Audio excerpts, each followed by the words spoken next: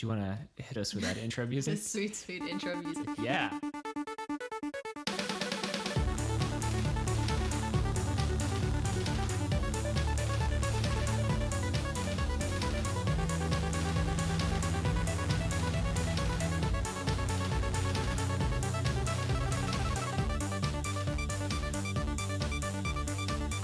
Hi, my name is Trent, and I harvested Brothers, A Tale of Two Sons from my garden after 3 fortnights of watering it and playing at Beethoven. Oh, wow. That was a lot longer than I thought it was going to be. Hi, my name is Bianca, and David Bowie's ghost gave me Brütal Legend. Oh, I see. And I forgot I owned that. Wow. We got some hot takes in the intro this week. Wow. Yeah. Hello, this is a podcast where we go through our just piles of games that we somehow own and have not played yet, or forgot we even had in the first place, and we bring them each week. We bring a new one and we give our hot takes, our opinions, any thoughts we have about them. But before we start that, we always like to start off by talking about the best thing we saw in a given week. Best thing. What was the best thing you saw this week, Bianca? Oh my God. The best thing I saw this week was this video. Oh, I feel like I already know where this is going. Yes. So this other podcast that I really love to listen to called Let's Go to Court. Highly recommend. It's a true crime comedy podcast. It's great. Quality content. It's the podcast that got me into podcasting. That's actually quite accurate for me as well. They have a Patreon, and part of their subscription tiers is to be a part of their Discord. And someone on the Discord shared a video of Hairspray, the musical alumni, Oh, yeah. Sure. having all sung, kind of created their own videos of them singing You Can't Stop the Beat, including the musicians playing the instruments for the song. Oh, fun. And so all these folks took videos of themselves singing the song, and then whatever sort of magical person or people probably brought it all together and edited it into this one amazing video that's just this collage of Hairspray alumni singing You Can't Stop the Beat. And it's got like Nikki Blonsky from the movie. It's got Adam Shankman, who choreographed the movie. It's got Matthew Morrison, who was the original Link in the Broadway musical. Oh my gosh. It has I forget his name, but the man who played Edna in like the British Broadway version. Like, it's got everyone. I see. Oh, even Martin Short's in it because he was in the Hairspray nice. Live on TV or whatever weird offshoot that was. Sure. But it's like pretty much everyone's in it, and it just like it made me so happy. And I watched it like 3 times in a row just immediately. And then I had to show you. And then I was like sending it to my other friend, and then I of course had to watch the movie after that, and I was listening to the Hairspray soundtrack for the rest of the day. Heavy week for you. That song is just such a jam. It made me feel so good. It is the best song in that show, It's I would so say. good. Yeah, so that was the best thing I saw this week. I highly recommend you watch the video if you have not seen it, because it's absolutely gold. And if it doesn't brighten up your day, then I don't know what to tell you. What's the best thing you saw this week, Trent? So I'm not usually one to like toot my own horn, but I'm gonna like toot it a little bit. Just a little like beep beep. Just a little minor tootage. Oh, beep beep. Yeah, I've worked on a lot of music stuff this week, and I've liked pretty much all of it a lot. So I've been working on sort of a thing I wanted to do for a while, but also with some encouragement from my mother, who's a yoga instructor, among other things. I'm making a lot of like meditative instrumental music, which is a little bit different than what I usually do. So it's kind of... It's an easy world to just get like lost in. Yeah. When I'm just like in my room with my headphones on, just making things happen, and it's just very soothing, and all of it's come out really good, which is unusual, and it's just made me very happy. Also, I had like a not instrumental song come out today, which dates this recording a bit. We recorded in advance, so won't have come out this week, but the week you're listening to it. But yeah, so that also felt good to actually like do something Yeah. and feel good about it. Yeah. You've been very productive this week. Thank you. I'm glad that you're enjoying the stuff that you're making. It's also lovely. Me too. That's generally what you want to have happen. Yeah. Well, cool. What do you play? What'd you play this week, Trent? So this week I played a game called Brothers: A Tale of Two Sons, which is like a puzzly adventure story game. Okay. That was made by Starbreeze Studios and released in 2013, which is older than I thought it was. But I'm thinking, I seem to vaguely remember it. It might have come out on Xbox 360 first for some weird reason. Oh, and then had the like later PC. Right, and then went to PC later. I could be wrong about that, but I seem to vaguely remember that being the case. So it's a game that follows two brothers. Mm-hmm. There are only two of them. Wow, they really are specific about that title, aren't they? I thought I was providing additional information, and I re-looked at my notes where the title was, and it was like two sons. Yep. Frick. So there's a small blonde boy you control, and also his larger older brother who you also control at the same time. Do they have names? No, they don't. Okay. They don't have names. They're pretty much just like the small brother and the large brother. Okay. Nobody speaks actual words in this game. There is like It was a lot of just sounds. yeah. It's almost like they made like a fake language. I don't even know, but they just Yeah. kind of make noises, but it doesn't matter. You kind of Yeah. get the gist because they're very expressive with their animations. So the plot of the game is you play as these two brothers as they're trying to track down this like mysterious cure somewhere far away for their ill father. So the game Oh. starts with you bringing your ill father on a cart to the I don't know, the village shaman or whatever. I don't freaking know. Whatever you want to call him. Yeah, the like local apothecary or something. Oh, it went down. I knew it was fucking gonna go down. Where was I? The local like apothecary. Oh yeah, take him to like the shaman dude in the village, and he's like "Brr, brr, brr," and like points you off into the distance and hands you like a map. Or no, I don't think it's a map. I think it's just a picture of something. Oh. Because when you're the large brother, you can pull it out and show it to people, and they're like, "Oh yeah, it's that way." That way. Okay. That way. But that way ends up being like the other side of the fucking planet. Anyway, I'm getting ahead of myself. So, in this game, what it's known for and is very integral to the identity of the game is you literally are playing both brothers at the same time. So you are supposed to play it on a controller. So the left half of the controller controls one of the brothers and the right half controls the other. Oh my god. So you have a thumbstick for each to move them, and then you get a trigger button that does pretty much everything else Yeah. for the respective brother. So that's like interact with whatever. So you use this to navigate some light puzzles and just traverse this really beautiful and well-designed like light fantasy kind of world. There's lots of like really pretty vistas. You go through like a mine worked by trolls. There's like there's all kind of fun stuff. I was consistently surprised by what they kept adding to the world. Like there was a whole section where you're climbing through a tower that was like a giant's tower. So like the room itself is Huge. giant sized. Just things like that. I just wasn't expecting it. It added a lot to the sort of the environment and the ambiance of it. Sorry, I was looking at my notes and I have a scribble that looks like how organified bruh. But I think I recall what that was supposed to be.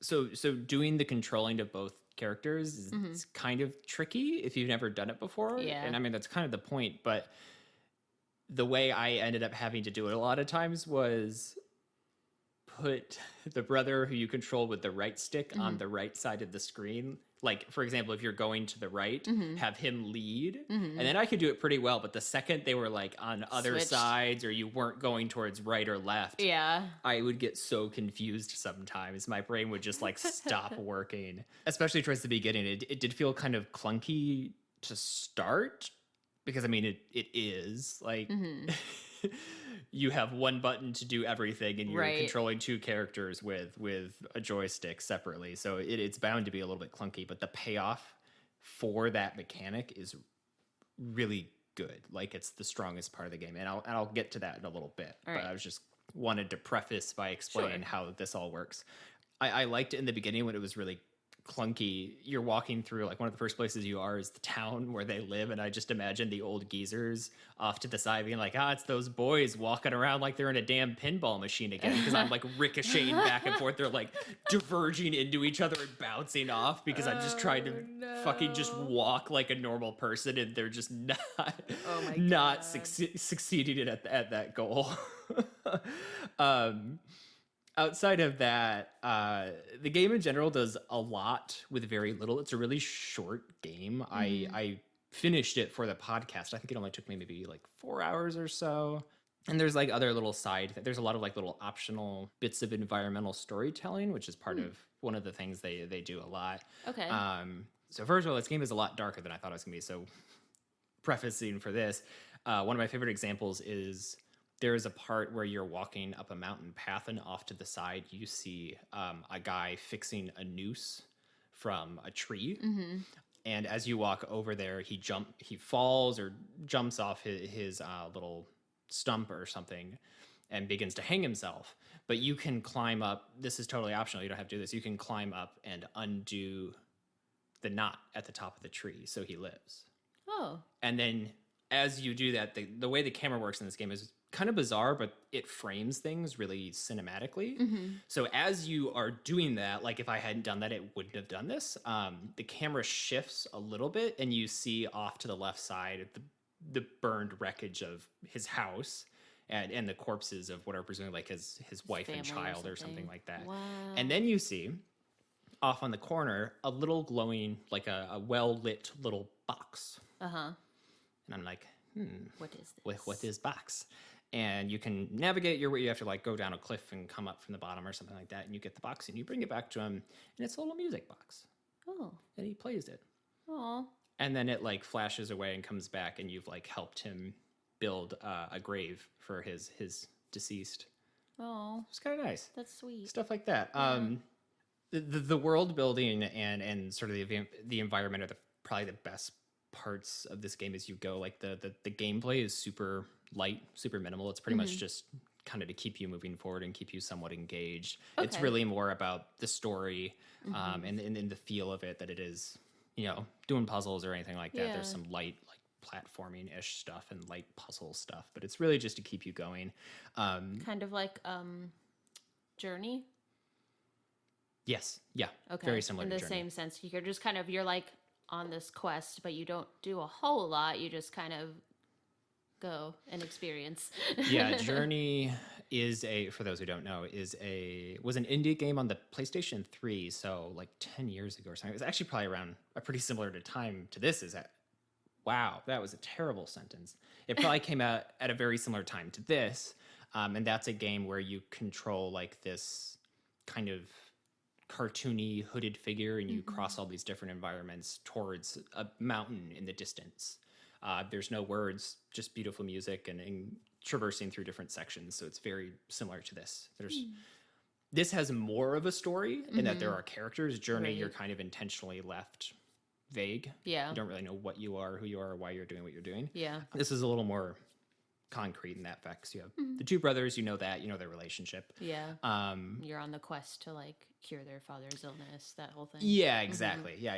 So I'd say the story for this, while it's very well crafted, is not super unique. Yeah. Sort of the journey for the MacGuffin potion. Yeah. The two brothers. But the characterization of the boys is pretty awesome, albeit kind of subtle. So a lot of it comes down to interacting optionally with stuff. So like I said, you can press a button to interact with a lot of things, especially in the town at the beginning. I noticed a lot of differences. So if you brought the large boy over to talk to someone, he would almost always just pull his image out he got from the shaman and be like, this? And they'd be like, that way. But like with the small boy, I found I snuggled a cat. I made some jokes with some people. He would get into trouble sometimes, and the older brother would have to help him out. So there was a lot of just like small little things like that, which felt very organic. Yeah. So that was pretty nice. Made it kind of a joy to go through and made me want to interact with as many things as possible. The music in this was really really beautiful, and the way they used it was pretty nice. There was a couple like nice sound design moments in terms of like things happening corresponding to the music or whatever else. Yeah. Excuse me. So that was also very nice. So the core of this game, and I think what makes it special, is it's a really solid example, unlike pretty much anything else that I can think of storytelling through the mechanics. Okay. So like when I say the story's, not that special, it's well crafted, but it's nothing unique. Right. It's pretty simple. I think that's because a lot of the weight of the emotion of it is imparted on you through the mechanic. And this didn't really sink in until I was reading like some people talking about it after I finished, before we did the pod today. So the mechanic is you are controlling two separate people from one perspective. That's kind of how it works. And by being that joining factor between those two characters, you experience their relationship in a different way. Yeah. I'm not going to spoil the ending or anything like that, but just to start, so I mentioned it's really clumsy and awkward at first, which kind of suggests maybe the brothers don't spend a lot of time together. Like they don't have a really strong, like, co-working relationship. Yeah. And you kind of feel that, like, you don't really know how to interact with the other person. You kind of, naive and juvenile and things like that in your movement. And as you become more comfortable throughout the journey, that reflects the characters becoming bolder and more seasoned in their travel as you go, for example. And there are a couple moments where you become isolated with one brother or the other, and you sort of feel a sense of powerlessness and loneliness that you wouldn't if there wasn't that absence of, all of a sudden, I only have me and my thumbstick and my one button. I don't have a whole other person to help solve whatever problems the character's facing. And it hits different. Like, that's a really powerful use of video games as a medium. Yeah. Like, can you think of other games that have done something similar to that? I can't. No. I think that's what video games want to do in terms of being like an art form. That's a whole debate that we don't have to get into, but this is a really clear example of, if you weren't playing the game, you wouldn't have an emotional reaction. Like a lot of games you could watch and get the same experience, more or less, in terms of the story arc and the emotional impact of it or whatever. But this is a game that playing it makes you feel something. Yeah. In regards to the characters and the relationship, which is really special. Yeah, I think that's pretty much all I have for this. It's good. If you haven't played it, I would say play it. It will surprise you in a variety of ways. Pretty much all I knew about this game going in was it's about the boys. It's very story focused. It's kind of awkward to play. But I was consistently surprised by the content, sort of the power of what they did with what little they shoved into this game. It's such a short game, but it says a lot. And not to say too much, but there was a whole blood sacrifice bit, and that was unexpected. Oh my. Yeah, it throws some shit at you. I feel like you just said too much, but what you gonna do? Yeah, I think that's all I got. This sounds very wholesome. Like, it has dark elements, but it just, the nature of, it's like the relationship between the two, the fact that it's like about that and their like journey in this world, that's very wholesome to me, and I just really like the sound of this. Yeah. That's how I felt for the first half of the game. I was like, oh, this is like capital N nice. Nice. And then I got a little bit further and I was like, this is kind of distressing. But good. I don't know. I feel like wholesome things don't necessarily have to be positive. Like, I suppose. Like, just like the whole package to me sounds wholesome. Distressing bits and all. Hey, baby, I got a wholesome package for you. Goodness. Oh. And that wholesome package is Brothers. A Tale of Two Sons. I thought you were going to say, and that wholesome package is bread. That's another great wholesome package. I would gladly accept that kind of wholesome package. Bread. Unfortunately, I am the bread maker of this household. That's a fair point. I'll make myself a wholesome package of bread. All by yourself, I see. Yeah. Don't even need me. No, not for the bread making. Maybe for other things, but not for the bread making. That's fair. That's fair. That's an accurate assessment of... For grabbing our fancy glasses out of the cupboard is when I need you. I could exist in the background and you never need me once until those high shelves need something. Yeah. Need that extra vinegar on the top shelf? Yep. Gotta call Trent. Need his long noodle limbs. Yeah. Wow. What'd you play this week? So I played Brütal Legend, and the U in Brutal has an umlaut. Okay. Fun little tidbit there. Sure. It was developed by Double Fine, which has done Psychonauts and Broken Age. So if you're familiar with Psychonauts or Broken Age, perhaps, this game is a wild difference.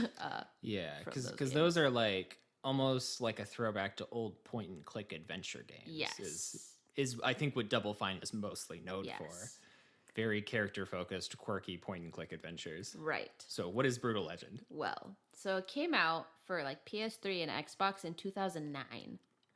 Oh, it's that old? Yes. Whoa, okay. Yes. PC versions didn't come out until 2013. Sure. So, it's like an action adventure game with some RTS elements. Really? Yeah, I'll get to that. Okay. Let me paint a picture for you. I'm ready. Kind of open world. Okay. Demons. Sure. Heavy metal. Okay. Jack Black.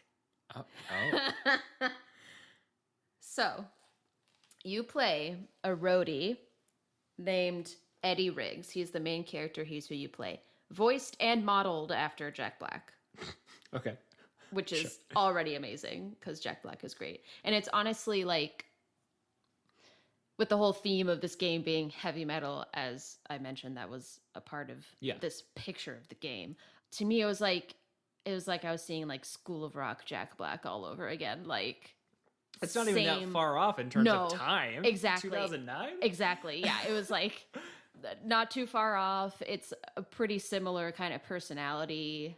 I mean, but that also to me is like the Jack Black personality anyway. Yeah, you know what I mean? Like it's his thing. So you play Eddie Riggs, and he, how do I explain this? He like gets transported to like a heavy metal fantasy world from the real world. Like he was a roadie for like the worst rock band or worst metal band ever or something along those lines. And then shit happened. Sure. And he got transported to this heavy metal world. And so you are there to like fight demons. And I have from the Wikipedia article about this game, I want to read a little bit for you to kind of give you a sense of the plot, because the way that this is written, I think really gets at the personality of the game. Okay. So we have, in this alternate world, the human race is enslaved by a race of demons led by Doviculus, Emperor of the Tainted Coil. Emperor of the Tainted Coil. Sorry, I thought there was an extra bit to that sentence, but there was not. Voiced by Tim Curry, of all people. Okay. Right? Also, wait, before you go on, what was that name? Doviculus, Emperor of the Tainted Coil. Okay. That's like a hop and a skip away from Banicula. Are you familiar with Banicula? Yes. Yes. Why are you squinting at me? I seem to recall you not knowing about our Lord and Savior Banicula. You've told me about our Lord and Savior Banicula. Fair enough. Before. Yeah, so Banicula, vampire rabbit. Yeah. Sucks the life out of your fruits and vegetables in the night. Yeah. Leaves them as pale, ghostly imitations of what they once were. Yeah. Okay. I'm going to continue on. That's fair. Diviculus is assisted by his glam metal human minion, General Lionwhite, whose hair is so big and luscious that he uses it to fly, flapping it like a pair of broad wings. Whoa. Wow. So those are kind of the evil forces that you're fighting against. Sure. You meet up evil. with some other folks. You kind of rally together some armies and, defeat evil. Diviculus, whatever his name was that Ridiculous. I just read. You have Eddie Riggs. He's got 2 weapons, a battle axe and a flying V guitar. The battle axe is what you use, obviously, to just, like, slash people. Yep. The flying V guitar you play solos with, and those can do kind of, like, really intense kind of special attacks and also some other in-world stuff. And you can use the guitar to do more magic type, like spell type casting. You can shock your enemies or like burst them into flames and stuff with your flying V. I too would like to be able to freeze and literally shock my enemies with how gnarly my solos are. It's so cool. He also, the way you get around is in this hot rod vehicle named the Deuce. The Deuce. Wow. So, you ride around in the Deuce. You slash some demons and other evil things. Like, there's a spider, this giant spider in a lair that its webbing stuff was like bass guitar strings. You had to harvest. That's so extra. You have to harvest bass guitar strings in order to for the Kill Master, which is a healing guy. Sure. Anyway. Something special I'd like to note about this game. So not only is just like everything about it heavy metal related, clearly, but the developers brought in actual heavy metal icons to voice some of the characters. And these characters are also modeled after those people. Nice. You have Lemmy Kilmister from Motorhead. Sure. He plays that Killmaster character that I was mentioning with the bass spider strings. Rob Halford from Judas Priest. Okay. Ozzy Osbourne from Black Sabbath, who I actually ran into his character the last time I played. He runs the Motor Forge, which is where you go to get all your upgrades for your skills and your and the Deuce, and you can get some patches on your jacket and shit. I was hoping he had a train. No train. Sorry. For the crazy train. Yeah. But I suppose that's not a Sabbath thing. That's just an Ozzy Osbourne thing. Yeah. No train. And then also Lita Ford from The Runaways, lead guitarist of The Runaways, voices a character in this game. And then there was randomly Tim Curry. And Tim Curry, all your heavy metal favorites. Yeah. So pretty crazy heavy metal talent in there. Which was really fun. Yeah, you're just like going around, and this game has just a lot of like fun adventure elements. As I mentioned, it's kind of open world, so you have, kind of side quest type things, and there's fun little like relics and kind of puzzly bits scattered around the world where you have to like do certain actions in order to unlock them and get like upgrade points and such. Yeah, and the upgrades are fun too, just because it's partly skills that make your attacks better and also just fun decorative stuff for your character or for the Deuce or for your jacket, and like none of which affects gameplay. It's purely just decorative. Just to be your best rocker self. Exactly. Very good. So I mentioned that there's RTS elements to this game. Uh-huh.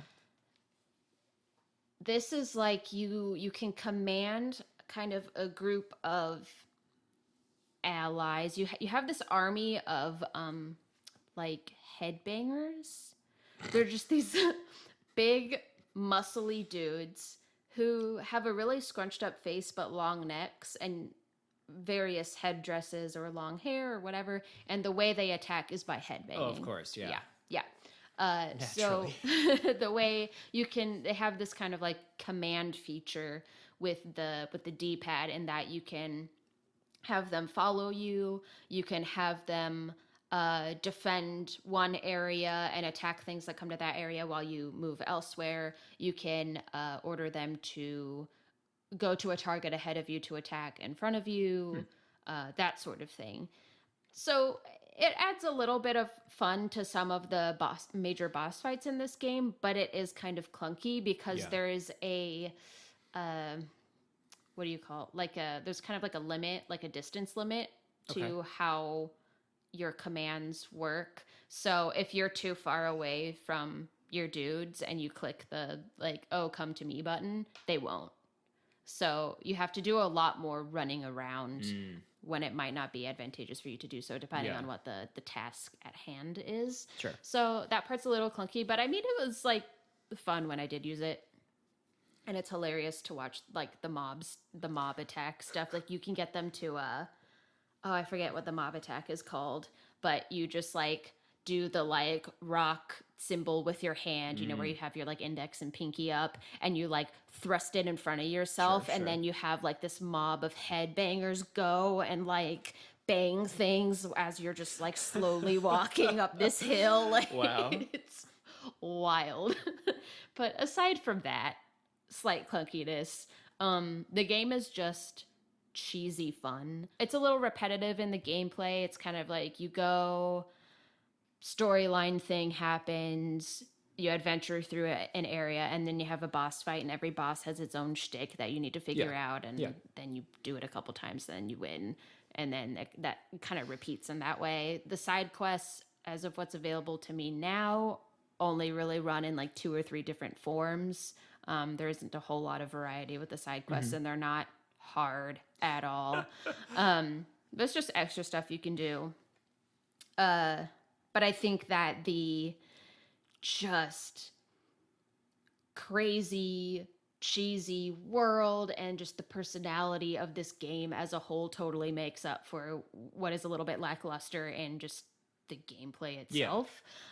Because you have all these heavy metal people, you have this wild dialogue, Jack Black, just Jack Black as his own bullet point of prose. Exactly. So it's really fun to just play through if you just want like almost like a feel good time, you know, like. You know, when I want to feel a good time, I really search for something where I'm fighting just hordes of demons with satanic cult imagery. That's like my ideal lazy Sunday, like pajama activity. Makes me feel good about myself. Is that what you're suggesting? Yeah.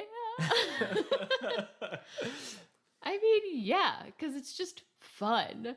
Like, you're just sitting there like, oh man, Jack Black is funny, and I just get to like slash these spiders and other things, and I don't know. It was a good time. I had a good time with it. Good. Yeah. I'm glad. I don't know if I would like recommend you play this. Like, I don't think it's necessarily that level of it's good, but if you're looking for a game that just has a hilarious story and you just want to have fun with that aspect, and you don't really care if maybe controls or that sort of aspect are a little wonky, then I would look into it. Sure. Yeah. So, what would you rate Brothers: A Tale of Two Sons? I think this is a very well-crafted game, deserving of the hype. It's got like over 9, I think, or somewhere around 90 or above on Metacritic. I think it's deserving for what it is. I feeling a light to decent 8.5 caged hippogriffs out of 10. Nice. It's a little bit of like a little nugget of mystery there. Yeah. About what that means. Nice. What about you? What would you rate Brütal Legend? I would rate Brütal Legend 7.7 heavy metal guitar solos, relic razors, face melters out of 10. That was a lot of different things you just threw in there. Well, they're all part of the solos. Oh, I see. They're names for the solos. Ah, got you. That makes sense. I will say, I'm glad that you felt it was a 7.7. But there was a high key missed opportunity to make it a 6.66 out of 10. That would have been more on brand, I think. It crossed my mind. It did cross my mind, but I don't think the game should be scored that low. I see. So, I respect it. yeah. Sticking to your guns. I am. I'm sticking to my battle axe and my flying V. Touche. Fair. That's fair. That's it for us this week. Yeah, I think that's it for this week. Yeah. Catch us on social media, on Twitter and Instagram at IFIOT Podcast, and on Twitch sometimes. The schedule is posted on Instagram. We are at I Forgot I Owned That Pod. And do you have anything else, Trent? We forgot to say what our games were, or for next week. Shoot, you're right. So next week I am playing The Witcher 3 Wild Hunt. Hell yeah. Oh my god, Big I'm so ready. Game. This is gonna be one of the few times where I have played a little bit of this game ahead of time, but I think that's good because it's such a big game. I got through the intro segment in my own free time, so I'll be able to play more of the actual right, because the experience. intro part takes 3 hours in itself. Oh, it was more than that. I played because I was doing all the damn side quests. I played 6 hours or so already. Yeah, it's a slow burn. It's a slow burn. I'm so excited for you though. What do you play next week? Cook Serve Delicious. Yes. I'm so pumped. This is what we need. Yes. I'm so excited.